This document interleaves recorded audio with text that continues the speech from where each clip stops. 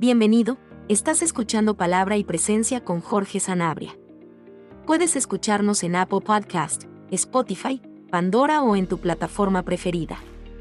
También nos encuentras en YouTube, Palabra y Presencia Podcast y en la página web palabrapresencia.com. Encontrarás nuevas enseñanzas cada miércoles y viernes. Sin más dilataciones, entremos a la enseñanza del día de hoy. Dios te bendiga, pueblo de Dios. Te habla Jorge Sanabria de Palabra y Presencia, trayendo inspiración y motivación bíblica para nuestro día a día, redefiniendo cómo vemos a Dios, porque una visión distorsionada nos lleva a relaciones defectuosas. Muchas gracias por estar con nosotros en el día de hoy. Vamos a continuar hablando de esta serie, reconociendo y manejando emociones negativas, y vamos a iniciar en el día de hoy con emociones como codicia, lujuria y lascivia. Y antes de entrar al texto base, me gustaría definir los conceptos en los que vamos a estar hablando para poder entender un poco mejor o tener una mejor visión de lo que vamos a estar expresando y profundizando en la siguiente serie de enseñanzas. Lujuria es deseo y actividad sexual exacerbados, exceso o abundancia de cosas que estimulan o excitan los sentidos, mientras que lascivia implica la imposibilidad de controlar la libido, lo que puede derivar en una obsesión. Una persona con lascivia mira al prójimo de manera morbosa o con intenciones sexuales. ¿Cuál es la diferencia entre lujuria y lascivia? La lujuria, del latín luxus, abundancia, exuberancia, en el marco de la moral sexual, es el deseo sexual desordenado e incontrolado. Existe un sentido no sexual de la lujuria que se refiere a un deseo apasionado de algo. La lascivia, asimilable a la lujuria, es el apetito o deseo excesivo de placeres sexuales. Así que es importante que establezcamos la diferencia entre estos dos. Cuando hablamos de lujuria, estamos hablando de un deseo o de una pasión intensa hacia algo, y cuando hablamos de lascivia, hablamos de pasión y deseo, pero en esta área es más enfocada en el apetito o en el deseo excesivo de los placeres sexuales. Ahora vamos a pasar a definir codicia. Se ha definido como un afán excesivo de riquezas, como un deseo voraz y vehemente de algunas cosas buenas, no solo de dinero o riquezas. Lo que más caracteriza al codicioso es un interés propio, un egoísmo que nunca consigue satisfacer. La codicia en este sentido implica un deseo vehemente de posesiones, bien sea materiales, riquezas, propiedades, bienes, por ejemplo, y pueden ser también bienes inmateriales como estatus, poder e influencia, para mencionar ejemplos. Así que es importante que la codicia no solamente se refiere al amor al dinero, casas, carros o posesiones materiales, sino que también es aplicable a los bienes inmateriales como el estatus, el poder y la influencia. Ahora que hemos establecido la definición en la que vamos a estar trabajando en la serie de enseñanzas, entonces vamos a entrar en el día de hoy a los primeros personajes que nos van a mostrar en este caso lo que es lujuria y lascivia operando en la vida de un hombre. Y la porción bíblica para el día de hoy la vamos a encontrar en 2 de Samuel, capítulo 11, versículos 1 al 6. Aconteció al año siguiente, en el tiempo que salen los reyes a la guerra, que David envió a Joab y con él a sus siervos y a todo Israel, y destruyeron a los amonitas y sitiaron a Rabá, pero David se quedó en Jerusalén.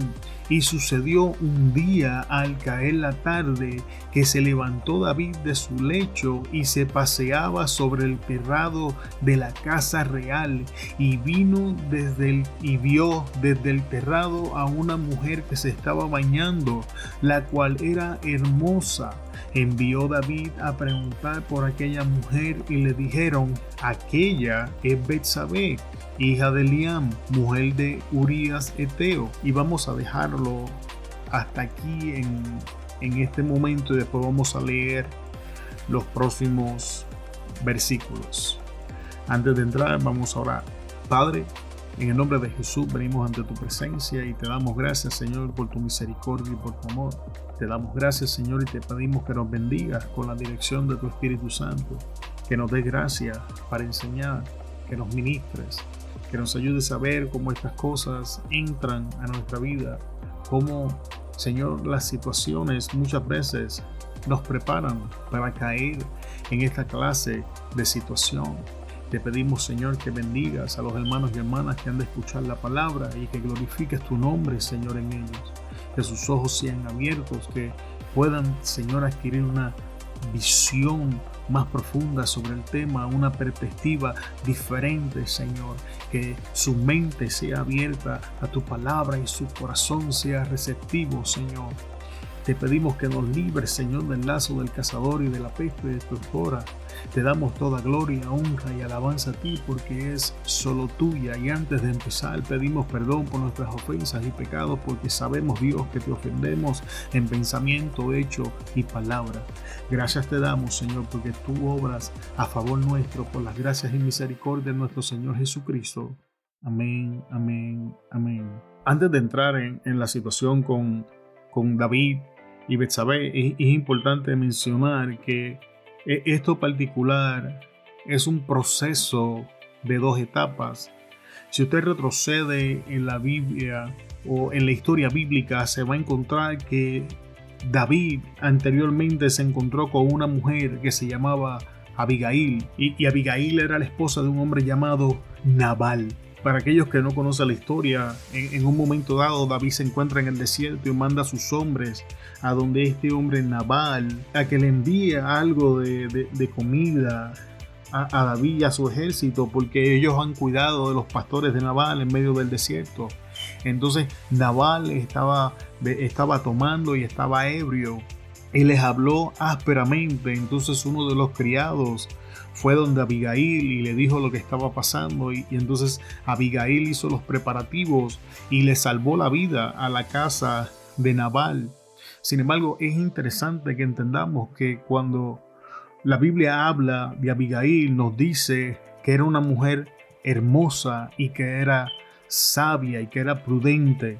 Y cuando usted continúa leyendo la historia, va a notar un dato sumamente curioso. Poco después de que David la ve, David la escucha y se regresa, Nabal muere. Y 7 días después, David la envía a buscar para que sea su esposa. Y esta es la primera señal o la primera instancia donde vemos la inclinación de David por las mujeres, aun cuando sean casadas. Y esta es la primera etapa de la tentación, donde estoy convencido que el enemigo de nuestras almas estaba tentando el terreno para ver dónde se encontraba David. Y en este caso particular, David no tuvo que hacer absolutamente nada porque Nabal muere al escuchar cuando su esposa Abigail le dice lo que está pasando. Sin embargo, ya había un interés de parte de David porque no había bien finalizado el luto cuando David la envía a buscar como su esposa. Y ahora, más adelante en la historia, tenemos y vamos a estar estudiando un evento sumamente parecido al que se da con Abigail. Y la historia y el relato bíblico nos habla de cuáles fueron los pasos o cuáles fueron las cosas que acontecieron para posicionar a David, en este caso particular, en esta segunda etapa de este proceso. Y el versículo 1 nos dice: aconteció al año siguiente, en el tiempo que salen los reyes a la guerra, que David envió a Joab y con él a sus siervos y a todo Israel, y destruyeron los amonitas y sitiaron a Rabá. Pero David se quedó en Jerusalén. Vamos a comenzar con esa primera frase: en el tiempo que salen los reyes a la guerra.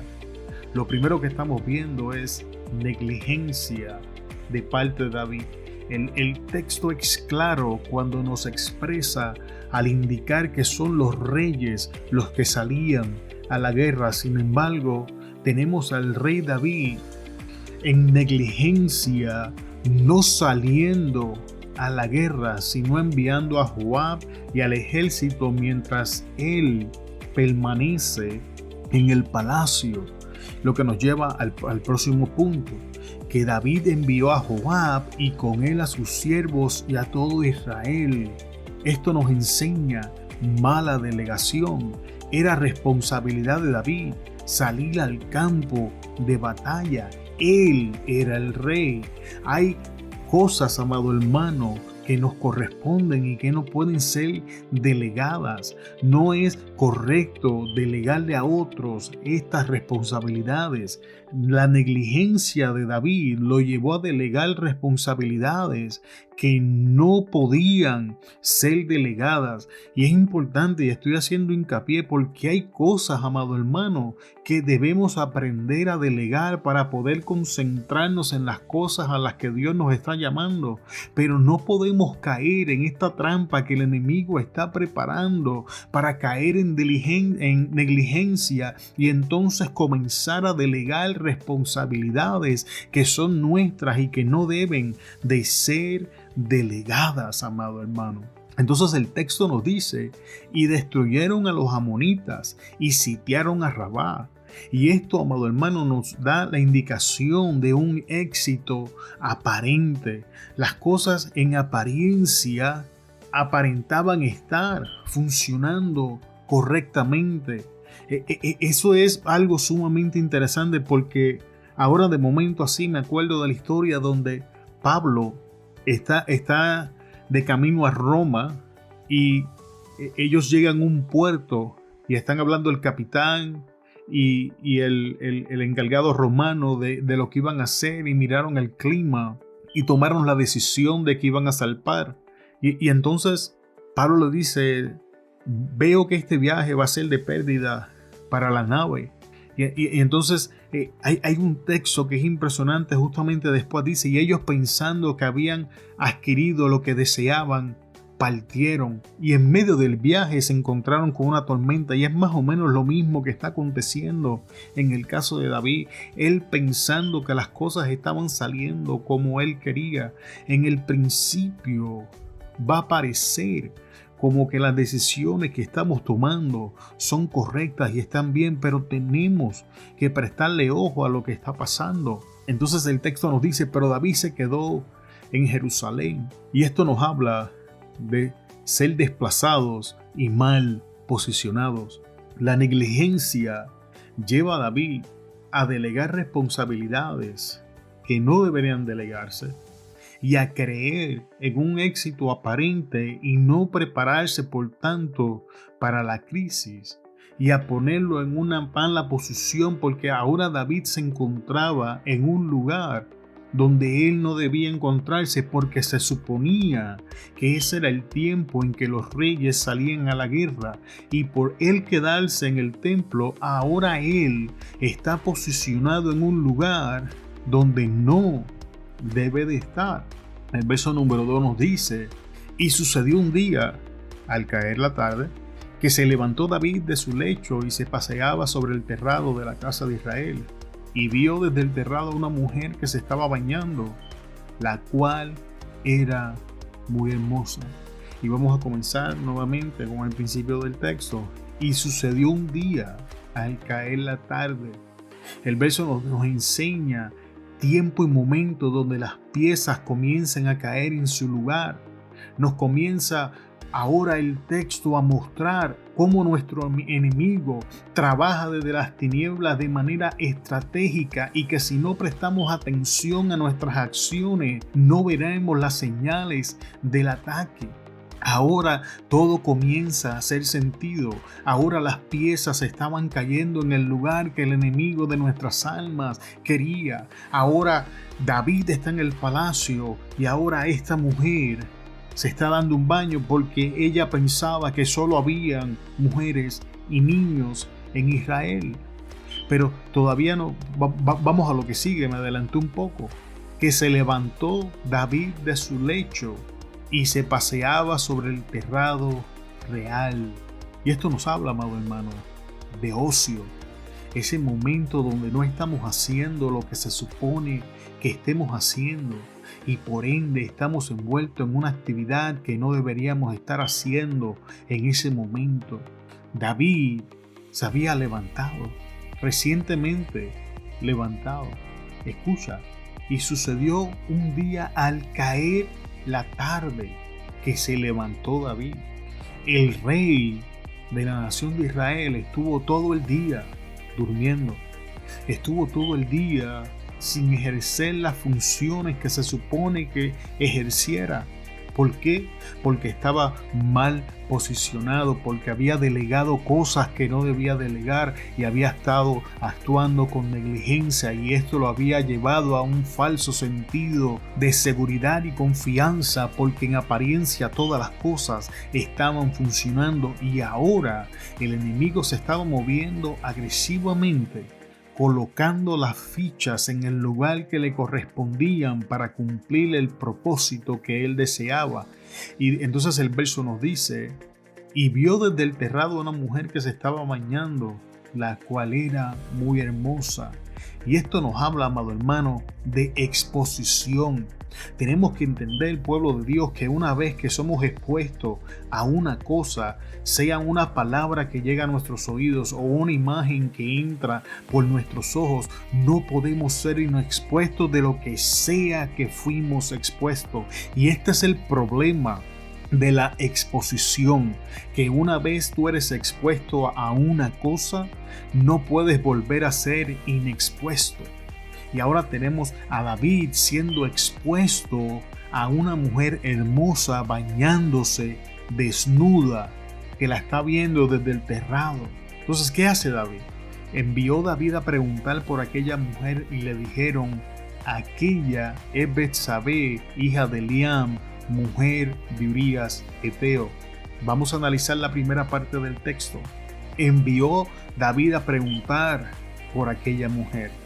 Esto nos habla, amado hermano, de que nuestro interés ha sido capturado, hemos caído en la trampa del enemigo, la exposición ha dado resultado y ahora nos movemos a donde nuestro interés es capturado. Y es importante que prestemos atención, que nos vamos a mover a donde quiera que nuestro interés sea cautivado. Y en este caso, recordemos, Abigail era una mujer hermosa y había capturado el interés de David. Y ahora, ¿qué tenemos? Tenemos a otra mujer hermosa bañándose desnudo, y la trampa del enemigo ha dado resultado porque el interés de David ha sido cautivado y David se está moviendo agresivamente en la dirección de lo que él quiere. Y es aquí donde entra la lascivia y entra la lujuria, porque tenemos que entender que lo que David está viendo es una mujer desnuda, así que no está pensando en panecitos con chocolate.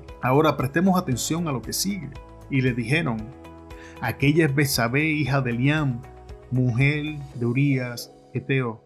David recibe toda la información que él necesita para tomar una decisión sobre el asunto. Aquella es Betsabé, hija de Eliam, mujer de Urías Eteo.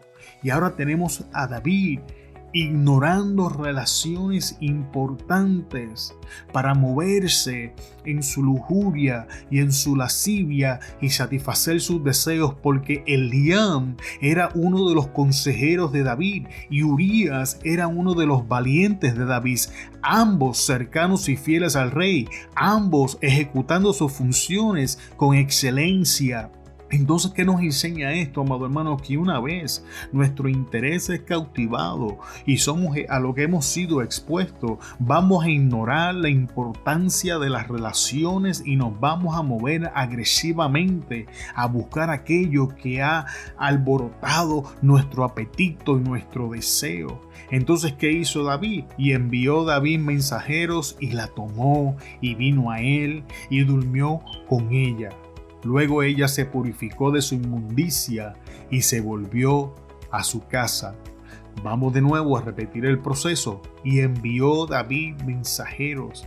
Movidos por nuestros deseos y nuestras pasiones, nos vamos a concentrar y va a ser solo de importancia para nosotros lo que queremos. David ignoró, y voy a repetir esto, David ignoró la información que recibió para entonces abrirle paso a sus apetitos y a sus deseos. Entonces, ¿qué dice el verso? Que una vez la mandó a buscar y ella llegó y la tomó. No tan solamente, amado hermano, él se movió en la dirección para satisfacer sus deseos, sino que ahora forza sus deseos sobre Betsabé, porque la Biblia no registra que Betsabé correspondiera a los deseos que David estaba experimentando hacia ella. Así que esto nos enseña, amado hermano, que el egoísmo va a formar parte de esta situación con la lascivia y la lujuria, y vamos a imponer nuestros deseos sobre los demás.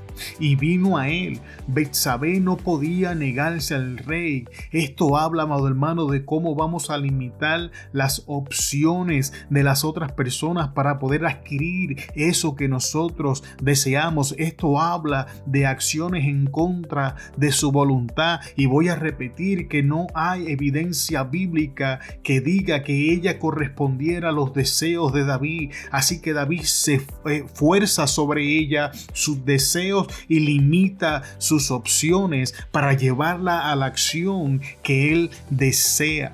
Y él durmió con ella. Entonces hizo lo que él quiso, amado hermano. Y no creo que tenga que abundar mucho en esto. Vamos a hacer lo que nosotros queremos hacer sin importar lo que esa otra persona quiera hacer. Después que nos dice el verso, luego ella se purificó de su inmundicia. Tengo que preguntar, amado hermano. De hecho, antes de preguntar voy a leer esto de nuevo. Luego ella se purificó de su inmundicia. La pregunta es, ¿cómo se sintió Betsabé? El texto nos lo dice. Inmunda. Ella se purificó de su inmundicia. Las acciones de la otra persona pueden verse a través de sus acciones. La condición de la otra persona puede verse a través de sus acciones. Ahora Betsabé había sido contaminada por la inmundicia de David. Ahora Betsabé había sido afectada por la negligencia y la mala forma en que David estaba operando.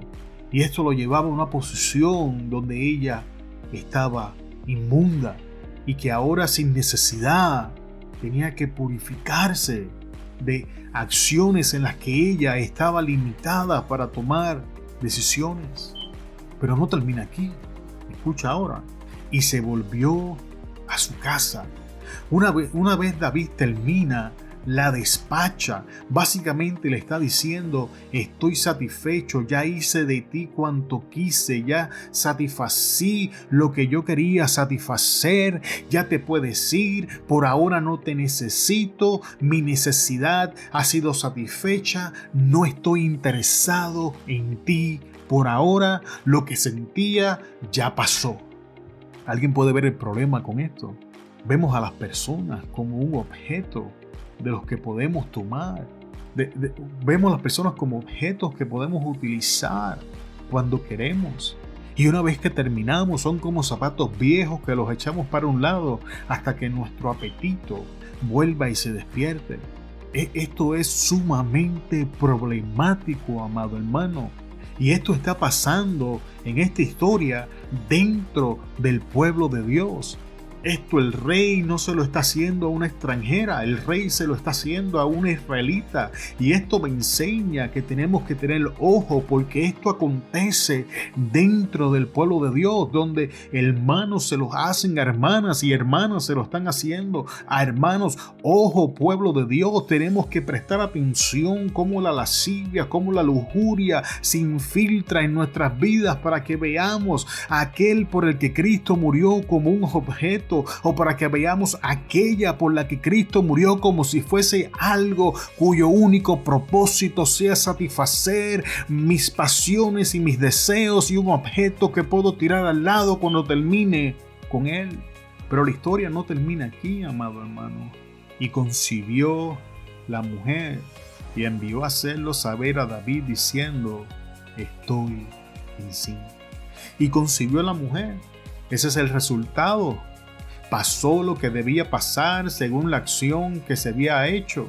Y es importante que entendamos, amado hermano, que vamos a recibir el fruto adecuado a nuestras acciones. Jesús enseñaba a sus discípulos: ¿acaso se pueden recoger uvas de los espinos?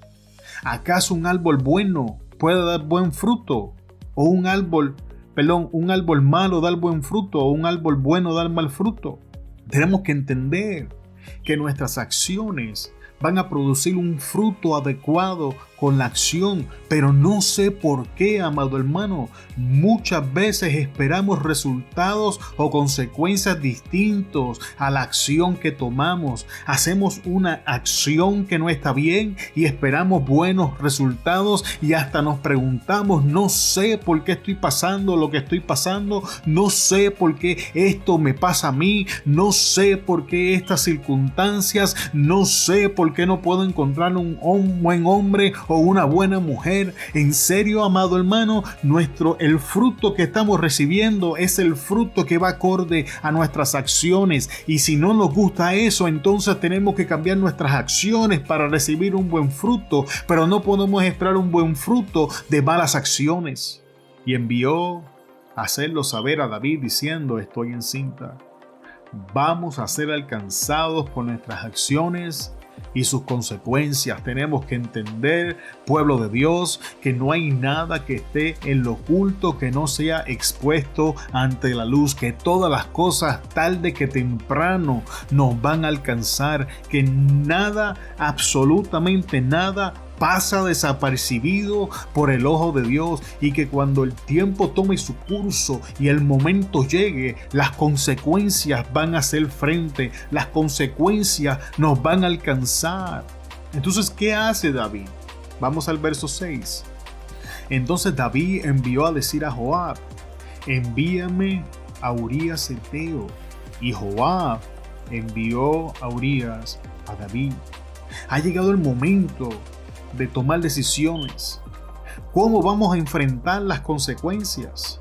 ¿Las vamos a aceptar y vamos a enfrentar que los hicimos mal y vamos a abrazar las consecuencias de nuestras decisiones y o acciones? ¿O vamos a intentar evitarlas en un intento de hacer desaparecer la evidencia por los medios que sea? Llegó el momento donde David tenía que tomar una decisión.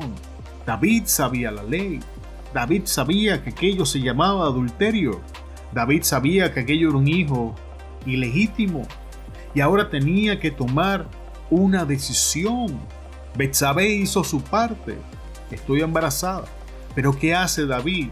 David decide lo peor que podemos decidir en una situación como esta. David decide evitar las consecuencias, hacerlas desaparecer por los medios que sea. Y cuando nosotros tomamos esa decisión, vamos a hacer justamente lo que David se está preparando para hacer. Entonces David envió a decir a Joab: entonces vamos a involucrar a personas que no tienen nada que ver con el problema y que muchas veces no saben lo que está pasando. David manda a buscar a Urías, pero no le dice a Joab lo que está pasando. David da solamente la información que él quiere que se sepa y hace uso de esa autoridad para que Joab obedezca. Y cuando nosotros tomamos la decisión de hacer desaparecer las consecuencias de nuestras acciones y tratar de esconder la evidencia por los medios que sea, vamos a hacer lo mismo. Vamos a envolver personas que no tienen que ver nada con el asunto. Vamos a hacer uso, si los tenemos, de posiciones y autoridades para conseguir que se haga lo que queremos que se haga. Ahora David intenta entonces que Urías duerma con Betsabé. Y esto nos habla, amado hermano, de un intento de que otra persona cometa una acción que cubra nuestra falta y de esta manera esta persona asuma la responsabilidad de nuestras acciones y sus consecuencias. Ahora buscamos, como le decimos en Puerto Rico, un chivo expiatorio que sufra el golpe. ¿Qué estaba haciendo David? David estaba haciendo uso de la astucia. Apenas Betsabé se estaba dando cuenta que estaba embarazada, así que si David lograba que Urías tuviera relaciones con ella, entonces Urías iba a tomar responsabilidad del hijo ilegítimo de David. Y David pensaba que eso iba a ser suficiente para que sus acciones quedaran olvidadas. Sin embargo, David estaba olvidando que había personas en el palacio que le habían dicho: esa es Betsabé, la hija de fulano y la esposa de sutano. Y que estas personas eran testigos oculares de lo que había pasado. Que por más que nosotros intentemos de esconder la evidencia, por más que nosotros intentemos de que otra persona sufra la caída, siempre la verdad va a encontrar la manera de relucir. Entonces, ¿qué hace David cuando no le sale? Porque cuando leemos la historia, Urías se niega. Entonces ahora David decide remover el problema. Sabemos que David mata a Urías y sacrifica valiosos soldados para obtener los resultados que quería. Pero a David nada le importaba, solo alcanzar los resultados que él deseaba. David sacrificó estos soldados que le eran fiel para que Urías muriera. Y nosotros vamos a sacrificar relaciones valiosas en un intento de esconder nuestra responsabilidad o, entre comillas, indiscreción, como le llaman en el día de hoy, en este asunto. El sufrimiento que le causamos a estas personas, sus familias y relaciones es algo insignificante. Un precio que estamos dispuestos a pagar y aún pensar que es necesario para alcanzar los resultados que estamos buscando. Y al final de la historia, ¿cuál es el fruto? El fruto es muerte. Después de todo lo que hizo, después de todo lo que sacrificó, Dios lleva al profeta Natán y al final de la historia, ese niño con Betsabé muere como Dios le dijo. Entonces, ¿cuál es el mensaje de la historia? Que en el momento que nos entregamos a la secuencia que el enemigo ha preparado para nosotros, cuando le damos cabida a la negligencia y comenzamos a delegar y quedamos mal posicionados y nuestra atención es cautivada y nuestros deseos son alborotados, vamos a hacer las cosas mal. Entonces, ¿cómo manejamos estas emociones? En este caso, lujuria y lascivia, correctamente o al menos lo mejor posible. Lo primero que debemos hacer es ejecutar nuestras responsabilidades, hacer lo que tenemos que hacer cuando debemos hacerlos. Si somos casados, entonces vamos a hacer lo que debemos hacer, que un hombre casado o una mujer casada puede hacer. Y vamos a mantenernos alejados de las cosas que una mujer o un hombre casado no deben de hacer. Si usted sabe que tal o cual compañero en el trabajo usted lo encuentra atractivo o atractiva, entonces limite sus conversaciones con esta persona. No siga jugando con fuego, esperando no quemarse. Haga lo que tiene que hacer. Establezca limitaciones y recuérdese usted mismo o usted misma que es un hombre o una mujer casada. Si usted es soltero, entonces manténgase alejado. Si usted es como David, un hombre o una mujer con autoridad, entonces manténgase en los renglones de su posición, porque si no va a ser distinto a David, va a hacer uso de su autoridad para conseguir lo que usted quiera. Así que lo primero es ejecutar nuestras responsabilidades y hacer las cosas que tenemos que hacer cuando debemos hacerlas. Número 2. Es asumir nuestra posición acompañada de sus funciones y responsabilidades. Si usted es el hombre, la cabeza del hogar, entonces no le delegue a su esposa responsabilidades que son suyas. Y usted, esposa, tampoco le delegue a su esposo responsabilidades que le corresponden a usted, porque mientras más de estas deleguemos que no debemos delegar, más nos vamos a posicionar en el terreno que el enemigo nos quiere. 3. Vamos a prestar atención a la información que estamos recibiendo cuando preguntamos. Porque hay cosas, amado hermano, que nosotros mismos no podemos ver. Y necesitamos esa información, necesitamos ese feedback. Y debemos ser honestos. David tuvo toda la información que él necesitaba para mantenerse alejado del problema. Próximo, vamos a valorizar las personas a nuestro alrededor, las relaciones que estas personas tienen con nosotros y las cosas que ofrecen a nuestra vida. Amados hermanos, tenemos que entender que nuestro prójimo no está diseñado para que nosotros alcancemos satisfacción. Dios diseñó a nuestro prójimo para que lo amemos como nos amamos a nosotros mismos. Así que esto nos lleva a lo último. Si fallamos, entonces, cuando fallemos, vamos a asumir nuestra responsabilidad. No somos víctimas de las circunstancias. Somos participantes de lo que sea que aconteció y vamos a aceptar las consecuencias, porque ese es el camino que nos va a ahorrar mucho sufrimiento y nos va a evitar envolver a personas que no tienen que ver absolutamente nada en el asunto. Espero que esta corta enseñanza haya sido de bendición a tu vida y que hayas podido entender cómo el enemigo muchas veces usa tentación por etapas para llevarnos a hacer lo que él quiera. Porque recordemos que todo esto comienza con Abigail y finaliza con Betsabé. Así que vamos a prestarle atención a las tentaciones que llegan a nuestra vida, porque muchas veces pensamos o quedamos contentos porque salimos de tal o cual situación y no nos damos cuenta de que la intención del enemigo era verificar una debilidad o un área en nuestras vidas que él pudiera explotar.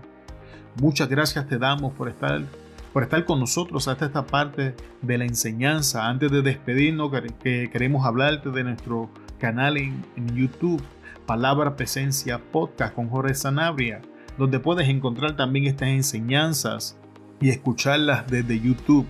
Y ahora, antes de despedirnos, quiero nuevamente darte las gracias y bendecirte en el poderoso nombre de Jesús. También puedes escucharnos en palabrapresencia.com. Así que, sin más preámbulos, te bendecimos. Muchas gracias por estar con nosotros en el día de hoy. Se despide de ustedes Jorge Sanabria de Palabra y Presencia. Te esperamos en el próximo episodio donde vamos a estar hablando de cómo manejar la codicia y vamos a hablar del personaje Acán y el famoso lingote de oro en el libro de Josué. Te bendecimos y hasta luego. Muchas gracias por escucharnos en el día de hoy. Esperamos que la enseñanza haya bendecido tu vida. Antes de despedirnos, queremos pedirte que consideres compartir la enseñanza y te suscribas al podcast, que nos ayudes a alcanzar más personas con la palabra que nos ha sido dada. Te bendecimos en el nombre de Jesús y te esperamos en la próxima enseñanza. Hasta luego.